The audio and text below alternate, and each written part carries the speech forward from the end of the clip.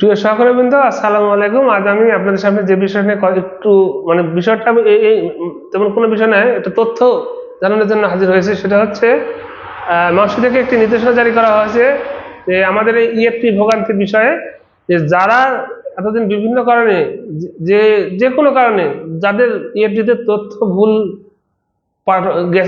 প্রেরণ করা হয়েছে, তাদের বিষয়ে মহাশু থেকে জরুরিভাবে জানানো হয়েছে, তাদের তথ্যগুলো ফেরত পাঠানো হয়েছে।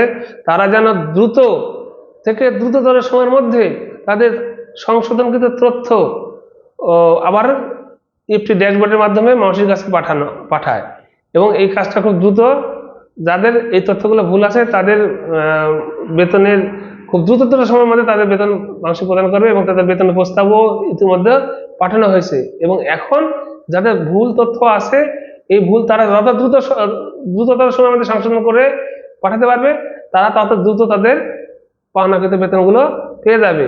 এবং এই সংক্রান্ত যে বিষয়টা, যেটা এই ভুল তথ্যগুলো বলতে যেটা বোঝানো হচ্ছে, প্রতি মাসে যে মাংস থেকে যে ডিজিটাল যে বিল সাবমিট করতে হয়, এখানেও যাতে ভুল গেছে, এভাবে যাতে ভুল গেছে, এরা অন্তর্ভুক্ত।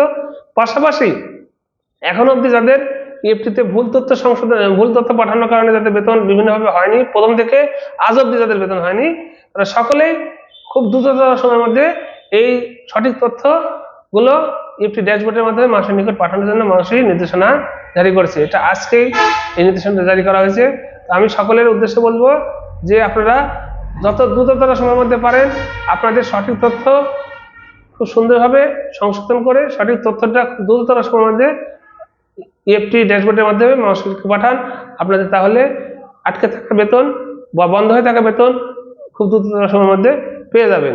দয়া করে এটাকে আর এই সময়টা দীর্ঘতর না করে খুব দ্রুততর সময়ের মধ্যে আপনারা আপনাদের নিজস্ব তথ্য, ব্যক্তিগত তথ্য বা বেতনের তথ্য যেটাই বলেন, খুব দ্রুততর সময়ের মধ্যে মাসের নিকট পাঠানোর ব্যবস্থা করেন। তাহলে আপনারা আপনাদের বন্ধকৃত বেতন পেয়ে যাবেন। ধন্যবাদ সবাইকে।